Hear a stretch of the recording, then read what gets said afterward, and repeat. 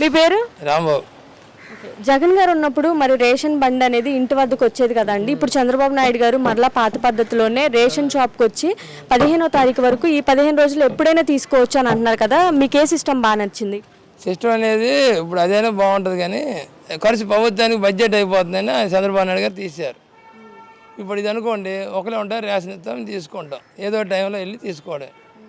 మరి ఎలా అనిపించిందండి? 15 రోజుల్లో ఎప్పుడైనా తీసుకోవచ్చు అని చెప్పని అంటున్నారు కదా. వ్యాన్ అంటే నెలలో ఒకసారి వచ్చేది. ప్రభుత్వానికి ఖర్చు ఎక్కువ అయిపోద్ది, దాన్ని మేము సహకరిస్తాం అన్నమాట.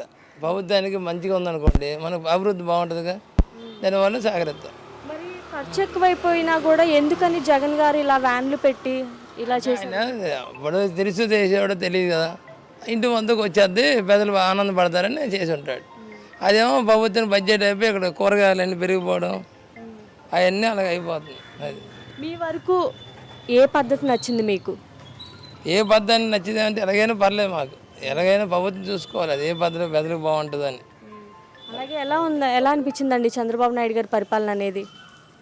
చంద్రబాబు నాయుడు గారి పరిపాలన ఎలా అనిపించింది? ప్రస్తుతానికి అలాగే చేస్తున్నాడు, ఇంక చూద్దాం, ఇంక టైం ఉంది కదా 4 సంవత్సరాలు. ఆయన అంటే నమ్మకం జనాలకి, ఓట్లు వేశారు కదా, బాగా ఉంటుంది. మరి జగన్ గారు పెట్టినట్టు 3 రాజధానులు కరెక్ట్ అంటారా, లేదు చంద్రబాబు నాయుడు గారు ఒక రాజధాని అంటారు కదా, ఇది కరెక్ట్ అంటారా?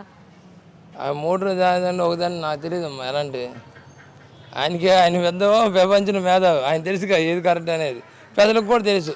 మీ వరకు మీరు ఏది కరెక్ట్ అంటారు? అంటే 3 చెప్పలేను అన్న, ఇక్కడే కరెక్ట్ అని మొదటి నుంచి మోడీ మొన్న వచ్చాడు కదా, మోడీ గారు, ఇంకా ఆ పెద్దలు అందరూ ఉండగా మనం ఎలా చెప్తాం?